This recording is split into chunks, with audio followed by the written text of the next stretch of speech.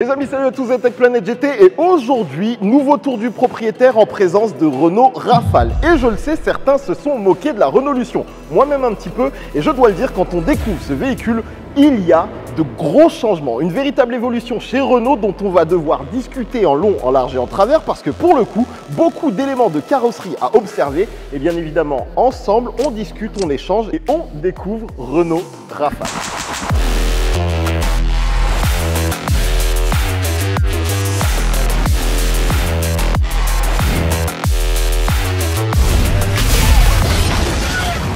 On va parler peu et on va parler bien, ou peut-être qu'on va parler beaucoup, mais disons-le tout de suite parce que je le sais, il y a un petit goût de Peugeot dans le style de ce Renault Rafale. Le truc, c'est qu'après avoir passé du temps, je dois le dire, il est un petit peu éliminé et en plus de ça, c'est un bon point. Maintenant, on regarde ce qui nous est proposé parce qu'on se rappelle qu'on est sur une base de Renault Austral, Renault Espace. Et quand on voit la face avant, il est difficile de le reconnaître. Renault élimine tous les petits défauts que je pouvais trouver sur Austral, sur Espace, sur la face avant, en venant lui donner plus de caractère, nouvelle identité, nouvelle signature lumineuse, nouvelle calandre, nouveau logo, que de la nouveauté pour vraiment imposer le style Renault. Et je dois le dire, l'arrivée de Gilles Vidal fait du bien parce que c'est fini la rondeur et il était plus que temps d'éliminer tout ce qu'on a pu voir en défaut sur Renault Austral. Et regardez-moi cette face avant, pour le coup, il y a du changement. Rien que quand on regarde le capot, plus de rondeur, des arêtes bien puissantes et plus on va descendre en face avant, plus le caractère Rafale s'impose et clairement, c'est trop bien fait. Il y a tellement d'éléments de carrosserie, de plis, de volume, de travail de style qu'il va vraiment falloir qu'on prenne le temps d'observer tout ça. Déjà, on peut parler 3 secondes de la calandre parce que quand on avait vu les premiers spy shots, teasers de Renault Rafale, j'avais identifié qu'on était sur une calandre spécifique, mais c'était difficile de comprendre où ils voulaient nous amener. Et on est dans la lignée de ce qu'on a pu voir par exemple sur Scenic Vision, avec un travail de style autour du logo Renault qui est super intéressant. C'est-à-dire qu'en fonction des angles, vous allez vous rendre compte que par moment, la calandre est complètement noire. Et en fait, dans le fond, on a un petit travail de style qui va faire apparaître une sorte de fond visuel de couleur bleue qui, au détail, est un peu pailleté, mais qui vraiment offre de la subtilité et vraiment des petits détails qui font du bien à cette calandre. C'est super étrange et on peut noter qu'enfin, Renault a arrêté de faire dépasser son logo sur le capot. Capot qui en plus tire plus loin, qui est plus agressif et dans le rendu, disons-le, ça fait du bien. Honnêtement, on pourrait presque penser que ce serait un logo lumineux, mais de presque qu'on m'a dit, ce n'est pas pour tout de suite chez Renault, ce ne sera pas sur Rafale, ce ne sera pas sur Scenic, c'est pour plus tard. Mais l'intégration est enfin bien faite, clairement posée dans la calandre, j'apprécie. En plus de ça, autour de cette calandre, ils sont forts quand même, parce que non seulement déjà la calandre a de la gueule, elle est grosse, elle est puissante et elle a une vraie identité propre, mais en plus de ça, ils sont venus la faire flotter, l'enfoncer un petit peu dans la face avant de ce Renault Rafale pour vraiment lui donner plus de volume. C'est-à-dire que là, en partie basse, on a des entrées d'air qui permettent de faire flotter un petit peu cette calandre, on apprécie. Théoriquement, sur les modèles de série, vous devriez avoir une caméra en fonction des versions qui viendra s'insérer ici. Et évidemment, on va tout de suite partir un petit peu côté signature lumineuse parce que qu'est-ce qu'ils sont bons. Alors, le truc que je dois le dire, c'est qu'on identifie le style Vidal. Donc forcément, ça fait un petit peu penser à Peugeot. Laissez-moi 3 secondes pour vous allumer la lumière. Et on revient là où on en était et regardez-moi le travail fait. Déjà, affinement des feux, fini la rondeur, fini le C-shape. Là, on est sur quelque chose d'agressif, costaud, puissant. Et on pourrait se dire que déjà, c'est une bonne base d'affiner le feu, mais ils sont allés bien plus loin que ça parce qu'ils sont venus y mettre du volume. C'est abusé parce que déjà, on a un feu qui vient élargir la voiture de manière trop intelligente. Regardez comment il ressort un petit peu pour dépasser du capot, pour venir s'aligner avec la partie profil de la voiture. Super intelligent. Et si on regarde en design, il y a des trucs trop malins. C'est-à-dire que si vous observez par ici, regardez ce qui apparaît. On est dans la lignée du profil et on a un petit losange façon Renault. Autre point à noter que j'apprécie, c'est qu'ici, ils sont venus remplir ce petit élément, mais toute la partie qui vient faire la jonction avec la face avant est toute découpée pour vraiment permettre de faire ressortir le feu parce que sinon on aurait une rondeur et ça mettrait moins de relief, moins d'agressivité, moins de ligne droite. Des petits détails malins, le feu est fin et vient faire la jonction avec la calandre, mais par contre ce qui aurait été un peu étrange c'est si ici on avait eu un angle très découpé et donc on a une petite jonction encore une fois qui vient remplir le petit espace, plein de petits détails trop malins. Pareil ici. Travail de volume de fou, c'est abusé. Le pli ici, le fait que on ait un très léger, une forme de surplomb, vraiment plein de petits éléments qui permettent de mettre en valeur le feu juste comme il se doit. On parle de logo Renault, il y en a encore qui sont cachés dans les feux. Et évidemment les amis, la nouvelle signature lumineuse qu'on avait déjà pu voir sur Clio 5 Facelift et qui ici est traitée un peu différemment. Alors je vous le dis tout de suite, quand j'ai découvert la voiture, je m'attendais peut-être à un peu plus d'agressivité parce que pour le coup, sur la Clio 5 Esprit Alpine, pas RS Line, c'est vrai que l'insert lumineux est quand même dessiné de manière très agressive. Et là, on a quelque chose de peut-être un peu plus doux. Alors évidemment, à voir en mouvement, à voir dans un rétroviseur pour bien se rendre compte, mais la pièce paraît plus petite et en fait, de ce qu'on m'a expliqué, c'est une question d'équilibre parce que évidemment, par rapport à une Clio 5, toute la face avant est plus volumineuse, il faut trouver les bonnes mesures. Il y a aussi le fait qu'il fallait intégrer le passage d'air qui est quand même assez conséquent ici et qui du coup venait diminuer la pièce. Surtout que, à la différence de Clio, il y a cette découpe qui permet de vraiment venir mettre du relief et faire en sorte qu'on n'ait pas une zone trop morte en partie basse, plus lisse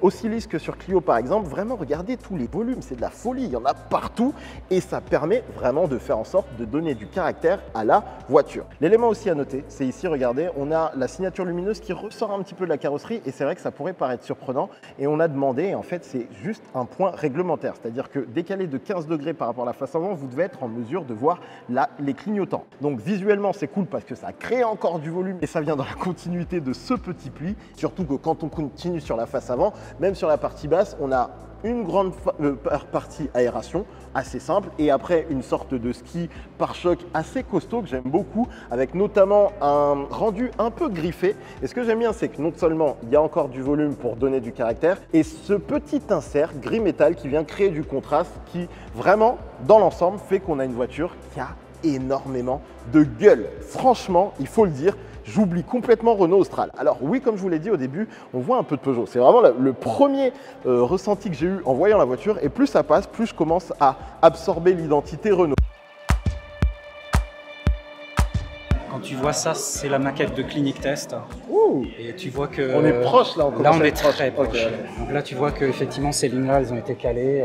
Ça a été réglé aux petits oignons. Cette ligne-là aussi qui vient jouer avec ça. Tout ça, ça a été travaillé très finement dans le détail. Et vient le moment de parler du profil. Et comme je vous l'ai dit, c'est un endroit qui m'a un petit peu posé question parce que j'attendais plus d'agressivité. Sauf qu'en réalité, ce que Renault a fait est super malin. Parce que comme vous pouvez le voir, partie avant, regardez comment ils sont venus trancher un petit peu tous les plis de carrosserie, c'est assez costaud, on n'a pas spécialement l'habitude chez Renault et ça tire assez loin jusque sous le rétroviseur, même à l'arrière, ça fait du bien sur un SUV coupé d'avoir un bel épaulement, de belles hanches qui viennent poser un petit peu la voiture, surtout que on peut voir que cette ligne a tendance à tirer vers le bas, de l'arrière vers l'avant de la voiture, ce qui la pose un petit peu, lui donne un côté assez agressif qui fait du bien. Et en partie centrale, on peut se rendre compte qu'on a pas mal de rondeur. Et au départ, c'est surprenant, tu te dirais, ils vont nous envoyer quelque chose d'assez agressif dans la voiture. Sauf qu'en réalité, les clients qui vont acheter cette voiture, je ne pense pas qu'ils vont vouloir aller trop loin dans cette violence. Et du coup, calmer un petit peu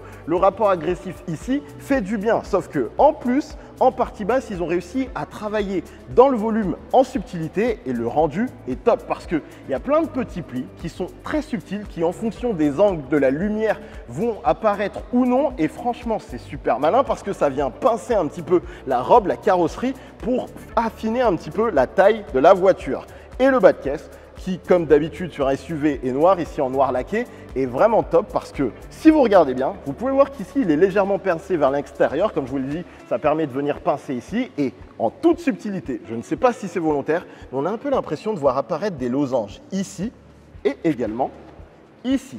Et si c'est volontaire, c'est tellement subtil que j'ai beaucoup de respect pour les designers parce que c'est les petits éléments de style qui font la différence et dans le rendu, c'est top. On peut également s'attarder quelques instants sur les jantes. On est sur une version Esprit Alpine et on a des jantes de 20 pouces qui, dans leur design, n'ont rien d'incroyable, mais honnêtement, vont plutôt bien avec le rendu de cette version Esprit Alpine et même globalement avec ce Renault Rafale. Je ne sais pas ce que vous en pensez, mais pour un SUV coupé qui est toujours un exercice de style un peu difficile, je crois que Renault a vraiment trouvé les bonnes mesures. Aussi, regardez sur la trappe à essence, vous voyez ça? Et bien en fait, c'est la fameuse inclinaison Renault à 28 degrés et si vous en mettiez en symétrie, vous vous rendriez compte que c'est le logo Renault. Et honnêtement, ici là, tout le travail pour venir mettre de l'emboutissage et faire en sorte qu'on ait des ailes qui ressortent un petit peu, ça d'habitude chez Renault on n'a pas. D'habitude on est dans la rondeur, c'est un peu trop doux, ça manque de caractère. Et là vous pouvez le voir, le changement est en marche. En plus de ça, regardez comment on passe d'une ligne très droite à de la rondeur. C'est quelque chose qu'on avait pu voir par exemple sur Scenic Vision et sur un véhicule de série. Ils ont réussi à le mettre. Et le point que je notais quand j'observais la voiture après bien 2 heures d'observation, quand même, il faut le dire, ce qui est fort, c'est qu'elle est très homogène, très posée, elle a vraiment de la gueule. Et pour le coup, c'est une épreuve validée, j'ai envie de vous dire. Un petit truc amusant, c'est, vous voyez cette petite lumière là, c'est un peu comme sur Scenic Vision. En fait, ils ont mis un film chromatique qui fait ce rendu. Depuis tout à l'heure, je suis là, je me dis, mais il y a une couleur chelou. Et en fait, c'est juste pour signifier que c'est une version avec les Matrix LED. Et donc, on a un lien avec le concept car. C'est cool, non? Les amis, un petit point moustique auquel on n'avait pas pensé.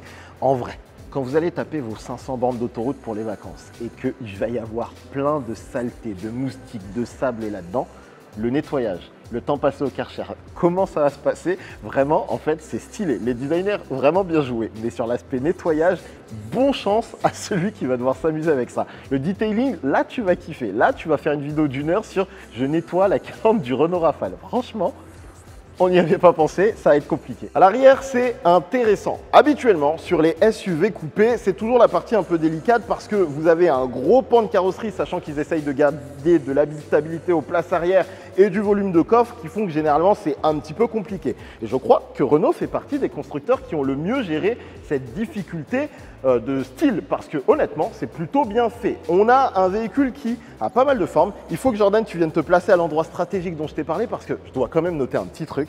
C'est que cette petite rondeur qui est par là, elle est très Peugeot, on va le dire. C'est très Gilles Vidal, on va le définir comme ça. Mais honnêtement, ça me rappelle un petit peu Peugeot, mais ce n'est pas grave parce que ça fait du bien à Renault. Viens de placer un petit peu complètement en face de ce bloc.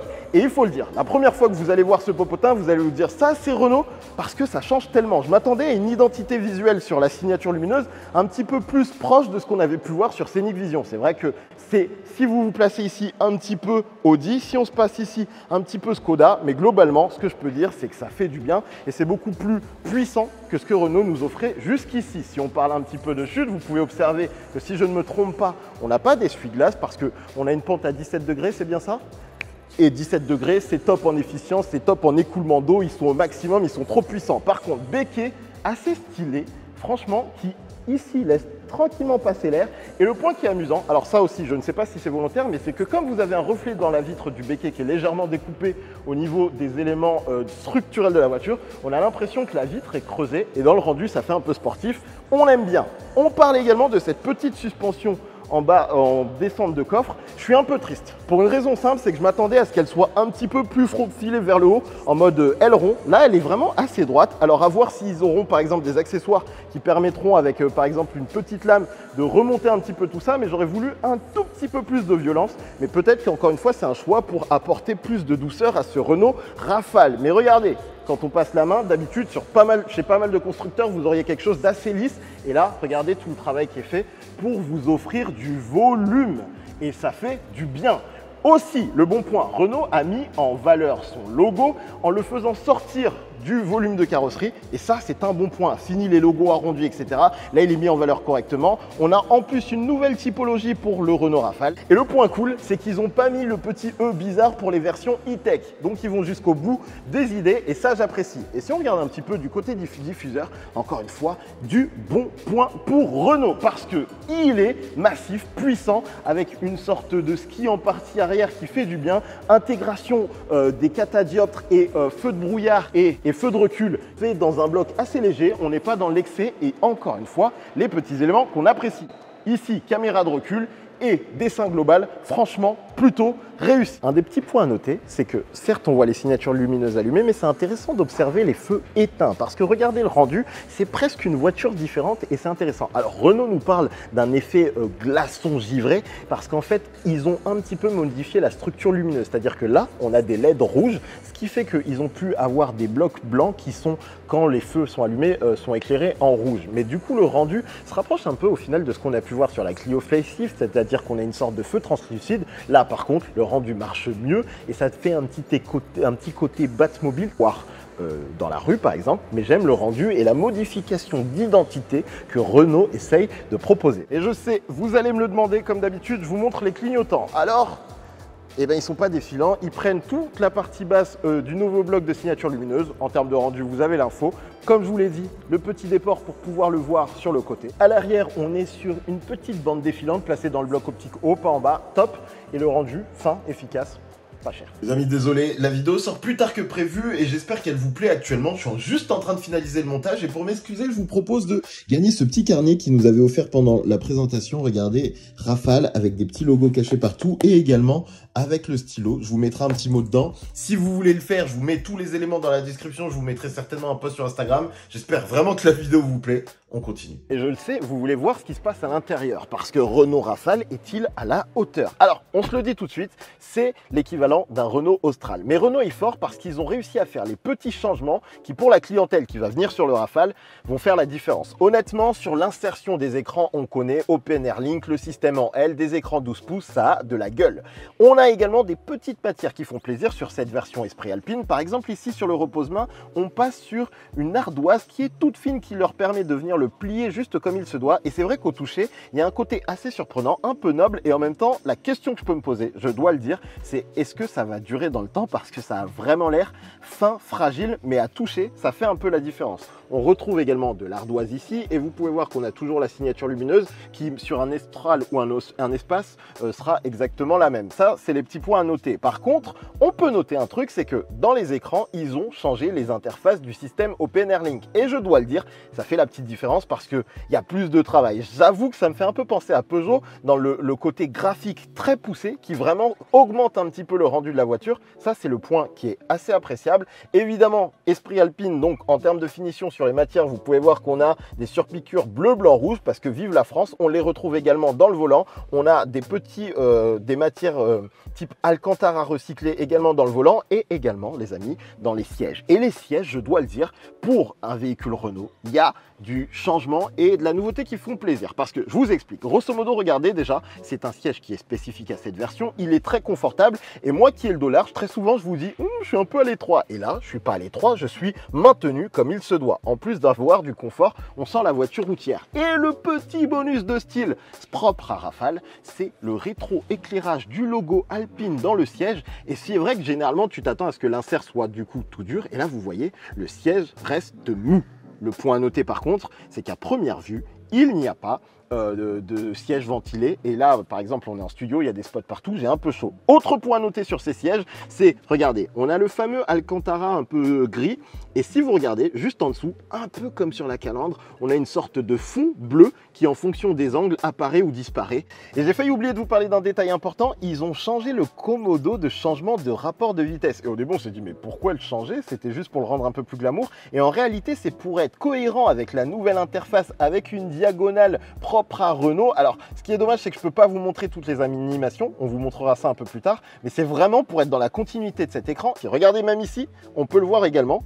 Vous voyez, on a ce travail de diagonale qui sont venus insérer dans le commodo et qu'on vous montrera un peu plus dans les écrans après. Petit point matière, les amis, c'est important parce qu'il y a quelques changements. Ce cuir est spécifique, vegan, spécifique au Rafale. Les surpiqûres également, en bleu, blanc, rouge, je vous en ai parlé, spécifique au Rafale. Et la petite matière ici, c'est du flocage. Alors, le système, je vais essayer de vous l'expliquer, c'est un petit peu comme sur les gâteaux, vous savez, qu'on cet effet pot de pêche. C'est un système où ils viennent électrifier une matière et envoyer tous ces petits poils de microfibres qui viennent s'accrocher. Alors, c'est super technique. En termes de rendu, ce que je peux vous dire, c'est que c'est assez intéressant à toucher.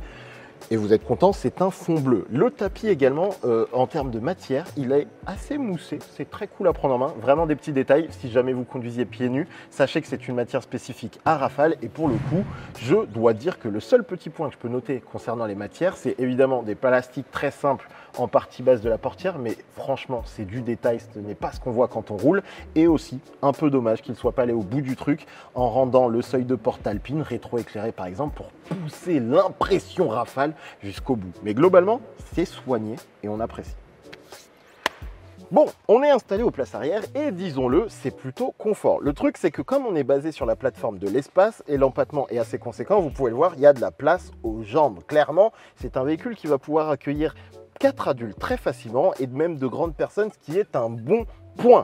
Et Renault ne s'est pas arrêté là, parce que regardez ce cet accoudoir qui est assez incroyable. Là, c'est le petit côté vraiment cool, c'est que vraiment on sent qu'ils ont voulu faire un véhicule du voyage et du coup vous avez un beau comment dire, accoudoir, je m'y suis perdu, ce qui va vous permettre, si je ne vous dis pas de bêtises, de venir poser votre téléphone. On a 2 ports USB type C qui sont installés ici, on a des petits éléments qui vont faire porte-gobelet ici. Je dois le dire, si on parle un peu de finition, mais encore une fois, n'oubliez pas, c'est des prototypes, avec un peu de chance ça s'améliorera. Les matières là sont des plastiques assez bruts et c'est un peu dommage. Il y a des éléments qui vont vous permettre de venir supporter votre téléphone et il me semble, je vais être très délicat, qu'il est possible de venir pivoter ce petit support de cette manière pour avoir votre téléphone qui serait placé ainsi pendant que vous conduisez, ce qui vous permet par exemple de regarder un petit film, de tapoter sur votre téléphone, votre tablette au besoin. Et je dois le dire, l'idée est assez sympathique à tester dans des conditions réelles, mais j'aime bien l'idée. Le petit détail que l'on doit noter, alors attendez, je rabats tout ça délicatement, c'est que si on regarde en position centrale, évidemment, on part sur une base connue, Renault Austral, Renault Espace, et c'est vrai que pour un véhicule un petit peu haut de gamme, quand on regarde le bloc central ici, on a des plastiques assez simplistes, on a juste 2 ports USB, il manquerait le petit écran qui me permettrait de commander la clim, qui là, vu comme il fait chaud, me ferait du bien, et pareil, regardez ces appuis-têtes, vous entendez ce petit bruit là, c'est des plastiques un peu trop classiques pour un véhicule qui se veut aussi haut de gamme que Rafale, et c'est les petits détails de chipoteur que je me dois de vous montrer. Parce que regardez en plus, en partie basse, là c'est beaucoup mieux. Là c'est des matières sympathiques et c'est vrai qu'ils auraient pu aller jusqu'au bout sur l'appui-tête. Et les enfants, la vraie grosse nouveauté, c'est quand même le Solar Bay qui va vous permettre d'avoir un grand toit panoramique comme on avait par exemple pu voir sur Espace, mais il a un petit twist qui fait la différence, c'est-à-dire que regardez, il a la capacité d'être opacifié électriquement et du coup en plus avec une petite animation qui fait que là, je ne vois quasiment plus à travers le toit, parfait pour les grands moments de soleil. Et si j'appuie ici, vous allez voir que tranquillement, je peux rendre le toit un petit peu transparent, ici que sur la partie avant. Et si je remets un petit coup, on va voir que, d'ailleurs, si c'est ça, là il est en train de devenir complètement transparent. Et je peux également opacifier que la partie arrière, c'est ce qui va se passer. Je vous avoue que j'ai fait que la partie avant. Et là, je vais faire tout le toit. Et si je veux faire que la partie arrière, je crois que je remets un petit coup. C'est ça. Mais en termes de rendu, imaginez-vous quand le client va arriver chez Renault, qui va appuyer sur le bouton, qui va voir les petites animations, il va se dire mais c'est complètement fou. Là il y a des clients de chez BMW, de chez Audi et d'autres constructeurs premium qui vont se dire je veux le Solar Bay. Et ça j'avoue c'est le petit effet Rafale qu'on avait envie de voir. Je fais bien l'avion ou pas? Il y a un petit truc que je voulais vous montrer en deux spi, parce que c'est vrai que sur un véhicule haut de gamme, on s'attendrait peut-être à avoir une consistance, une rigidité, un poids de porte un peu plus important. Et c'est vrai que quand vous la fermez, elles sont un petit peu légères. Ça, c'est le petit détail à noter. C'est vrai qu'il y a vraiment une sensation qui jure un petit peu avec le côté premium. Il manquerait une sensation un petit peu plus velours. Mais c'est du détail, mais je le dis quand même parce que c'est important. Parlons coffre, les amis, je sais, vous voulez le voir. Alors, c'est un véhicule prototype, donc théoriquement, dites-vous, il sera motorisé. Et qu'on se le dise, on est sur un volume que je trouve intéressant, puisque, d'après mes informations, on est à quelque chose comme 530 litres. Et venez voir de plus près, honnêtement, je trouve qu'il y a de quoi mettre 1 ou 2 corps, des fois que ça puisse être nécessaire, mais du coup, ça fait pas mal de valises théoriquement. Je regarde un petit peu ce qu'il y a sous le plancher. Une galette de secours, un cric et quelques espaces de rangement latéraux, ce qui m'intrigue. Alors là, on a une loupiote côté gauche, on n'en a pas côté droit. À noter, si, comme vous le savez, des fois vous allez mettre peut-être une grosse valise là, vous n'aurez plus de lumière de nuit, ça c'est l'élément à noter. On a un port allume-cigare. Il manque cette petite prise électrique que j'aime avoir dans les véhicules, mais comme vous pouvez le voir en volume, on est pas mal. Autre point à noter, habituellement, par exemple sur Renault Espace, on a les petites gâchettes ici qui permettent de rabattre la banquette. Il y en a, mais elles ne sont pas passées au même endroit. C'est-à-dire que c'est pensé pour être fait depuis les places arrière directement. Vous avez la petite languette à tirer ici. Et ça, j'avoue qu'en termes de, de modularité et d'accessibilité, eh ben, il faut passer aux places arrière. C'est un petit peu dommage quand on sait que sur Espace, c'est possible. On va parler 3 secondes de ces fameuses interfaces spécifiques. On a toujours le système OpenAir Link. Alors, il faut se mettre en tête que là, c'est un système de développement. On a même 2 petits PC qui permettent de contrôler et faire le design de tous ces petits systèmes. Mais là, ça va me permettre de vous expliquer un petit peu la spécificité du Rafale. Parce que comme vous pouvez le voir, en termes de graphisme, on a une identité qui est propre à la voiture. Et c'est assez cool parce que forcément, en termes de rendu, quand le client va se poser dedans, il va se dire « Tiens, j'ai une voiture un peu différente, je ne suis pas près de l'Austral, etc. » Et j'en apprécie. Alors globalement, je vous explique un peu comment ça fonctionne. Le changement en fait, c'est sur l'interface, vous pouvez voir qu'ils sont venus modifier les éléments qui étaient censés être des widgets avec un travail dans cette diagonale, comme je vous ai expliqué avec le Komodo à 28 degrés, comme le logo Renault. Les designers, ils sont partout chez Renault.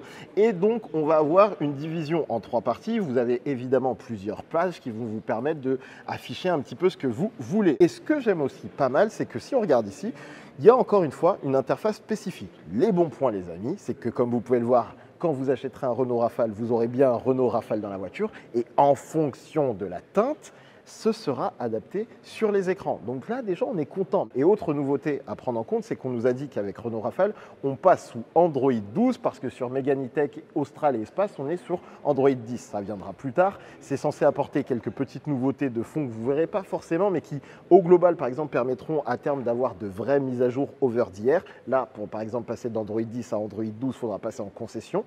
Mais grosso modo, petit à petit, ça évolue et on peut voir qu'il continue à pousser le système pour en offrir plus. Et donc, je l'espère pour vous, quand vous utiliserez OpenAirLink dans 2-3 ans, il devrait avoir pas mal changé par rapport à ce que vous avez aujourd'hui et ça fait plaisir.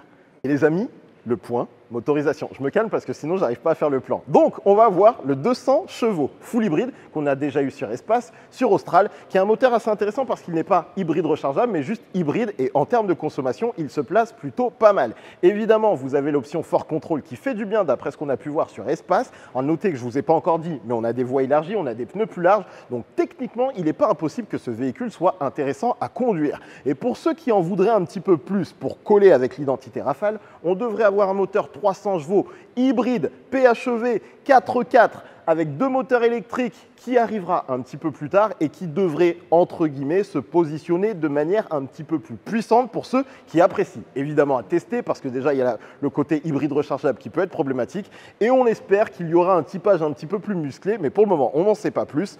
Et franchement, j'attends de conduire ce truc parce que allez voir mon essai du Renault Espace, c'était pas mal. Donc avec des voies élargies de 4 cm, des pneus plus larges et peut-être un typage un petit peu plus costaud, ça peut être amusant à rouler. J'ai pas eu la fin du mot, mais c'était pas mal. Les amis, on arrive à la fin de cette petite vidéo et je dois le dire, la question qui va se poser c'est est-ce que ça fait du bien? Parce que je le sais dans les commentaires, je vous vois déjà dire oui c'est Peugeot. En réalité, c'est l'identité Gilles Vidal, ça on l'accepte. Et à partir de là, la question qui se pose véritablement, c'est est-ce que ça fait du bien Renault? Et je vous le dis, oui, clairement, ça efface toutes les problématiques que j'avais pu voir sur Austral, sur Espace, toute cette rondeur qu'ils nous ont vendue pendant des années. Ils ont enfin compris qu'il était temps d'offrir de la violence visuelle entre guillemets.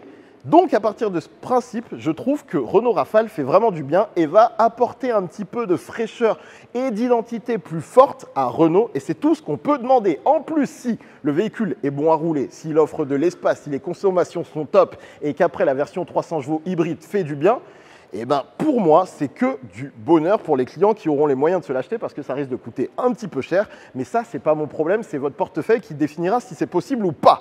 C'est un beau véhicule, j'ai passé un bon moment à voir toutes les équipes de Renault et croyez-moi, le changement qui se passe actuellement leur fait du bien. Ils sont contents, ils ont le sourire et ce n'était pas forcément le cas avant. Mais en tout cas, moi j'aime beaucoup et je suis pressé de rouler avec et dites-moi ce que vous en pensez dans les commentaires. Faites votre travail comme d'habitude. Je l'ai largement fait le mien. Je vais rentrer me reposer. Des gros bisous et à très bientôt parce que vidéo tous les jours quand c'est possible. Salut.